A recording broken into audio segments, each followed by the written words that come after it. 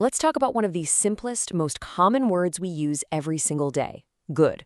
But what if I told you that we've kind of been missing the point? That its original meaning is way richer and, frankly, more powerful than we usually think. Let's dig in. We all know this line, right? It shows up over and over again in the very first chapter of the Bible. After God creates light, and then the land, and then the plants, the text tells us that God saw that it was good. This is where our whole investigation really kicks off. And right away, we hit a puzzle. A really big one. I mean, how can a thing, an inanimate object, be morally good? Light doesn't have a conscience, the sea can't choose to be evil. So what in the world does the text mean when it calls them good? This question really forces us to rethink our assumptions.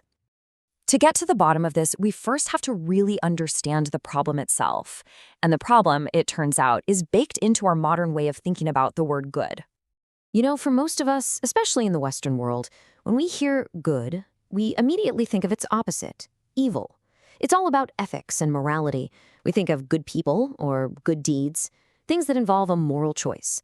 It's a category we usually save for beings that have free will. So when you try to apply that moral filter to Genesis chapter 1, it doesn't work. It breaks down. It creates this huge paradox. So either the ancient text is just speaking nonsense, or, and this is the key, maybe we're the ones who are missing the point. It's a huge clue that we need to look a little deeper.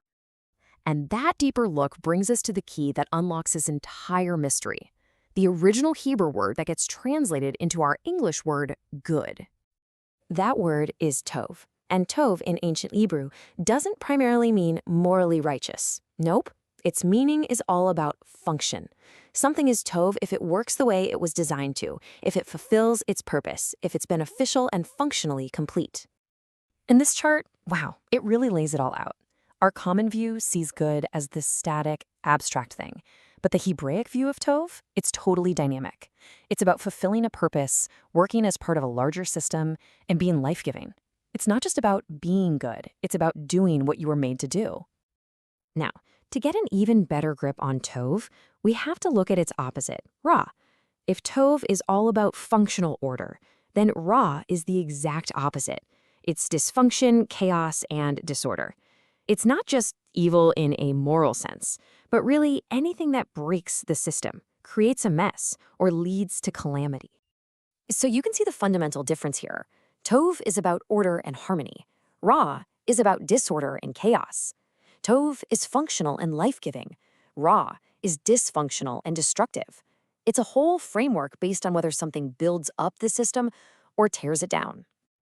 Okay, so with this new Tov/Ra framework in our back pocket, let's circle back to the creation story in Genesis. Because when you start reading it with this functional understanding of good, well, everything suddenly just clicks. Just look at the pattern. On day 1, light is created. It's declared tov because, hey, it's functional for life to exist. Then on day 2, the sky separates the waters, but it's not called tov. Why? Because on day 3, the land and seas are formed, and now that whole separation project is functionally complete. Then plants show up, designed to make more life, and of course they're called tov. It's all about purpose and design coming to completion. This little detail about day 2 is actually amazing. Some ancient translators were so bothered that good was missing that they actually tried to add it back into the text, but the original text leaves it out for a very, very specific reason. And here's the punchline. The job of separating the waters, which started on day 2, wasn't a finished working system until the dry land appeared on day 3. Tov is like a stamp of approval, a declaration of functional completion. It's like an engineer looking at a part of a machine and saying, yep, this is ready. It's working exactly as intended. So when we finally get to the end of the creation week, the text uses a special phrase, tov meod, which means very good. But this isn't just a bigger compliment. It's describing the entire creation, the whole ecosystem working together in perfect, thriving harmony. Every single part is fulfilling its purpose, all contributing to the whole. All right, now for the big test. Let's take this powerful Tov/Ra idea and apply it to one of the most famous and misunderstood stories of all time, the tree of the knowledge of good and evil. So biblical scholars point out that the phrase knowledge of Tov and Ra is a literary device called a merism. A merism is just a figure of speech where you name two opposites to talk about everything in between. It's like saying you searched high and low to mean you searched everywhere. So, knowing Tav and Ra isn't just about knowing right from wrong, it's about seizing the knowledge of everything, basically claiming the mastery of all things for yourself. This completely reframes the whole story. The choice given to Adam and Eve wasn't, hey, do you want to be moral or immoral? The real choice was, are you going to trust God's definition of what is functional, of what is life-giving, or are you going to seize that authority for yourselves and define good and bad on your own terms? So these are the two paths laid out before them. One path is living inside God's beautifully designed system in a state of tav, that's functional harmony. The other path is to go your own way, to seize control, which is guaranteed to lead to raw, dysfunction, disorder, and chaos. So what does all this ancient wisdom have to do with us?